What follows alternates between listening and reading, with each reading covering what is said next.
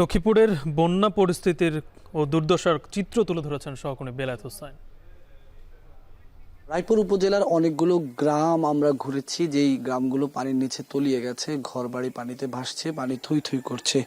আমরা এই মুহূর্তে রয়েছি রায়পুরের যেই এলাকাটিতে, এই এলাকার ঘরবাড়িগুলোর অবস্থা দেখার জন্য আমি একটি ঘরে প্রবেশ করছি। এটি একটি পাকা ঘর।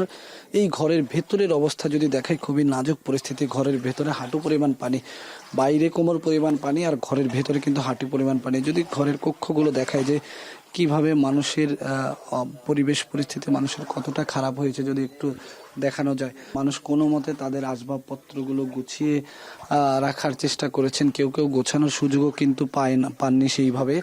আর প্রত্যেকটি রুমে পানি প্রবেশ করেছে এবং পানি এত নাজুক পরিস্থিতি হয়ে গেছে, এখানে আসলে থাকার কোনো উপায় নেই। আজকে আমরা রায়পুরের প্রত্যন্ত এলাকার গ্রামগুলোতে প্রবেশ করেছি। সেই গ্রামগুলোর যদি অবস্থাটা যদি বলি যে কি রকম একটা দুর্বিষহ জীবন মানুষ পার করছে। ঘরের ভিতরে পানি, শুধু মানুষ তো বিপর্যস্ত অবস্থায় পড়েছে তা নয়, হাঁস মুরগিগুলো কোনোভাবেই হাঁস মুরগিগুলোকেও একেবারে ভালো জায়গায় রাখার মতো পরিবেশ পরিস্থিতি নেই। আমরা যে দৃশ্যগুলো দেখাচ্ছি ছবিতে, ক্যামেরার লেন্সে যে দৃশ্যপট দেখাচ্ছি আমরা, সেখানেই আসলে মানুষের যে অবর্ণনীয় জীবনযাপন সেটির চিত্র ফুটে উঠছে। সব মিলিয়ে পুরো লক্ষ্মীপুরের অবস্থাই এখন মোটামুটি খারাপ। রায়পুরের অবস্থা লক্ষ্মীপুরের থেকে কিছুটা ভালো, কিন্তু রায়পুরের যতগুলো গ্রামে আমরা প্রবেশ করেছি, যে বেশিরভাগ গ্রামে কিন্তু প্লাবিত অবস্থা। এবং এই যেই এলাকাগুলোতে দাঁড়িয়ে কথা বলছি, এই এলাকাগুলোতে এখন পর্যন্ত কোনো ধরনের ত্রাণ সহায়তা আসেনি এবং মানুষ এই এলাকাগুলো থেকে এই ঘরবন্দি অবস্থায়, পানিবন্দি অবস্থায় মানুষ ঘর থেকে বেরো হতে পারছেন না, বাজার থেকে কেনাকাটা করতে পারছেন না।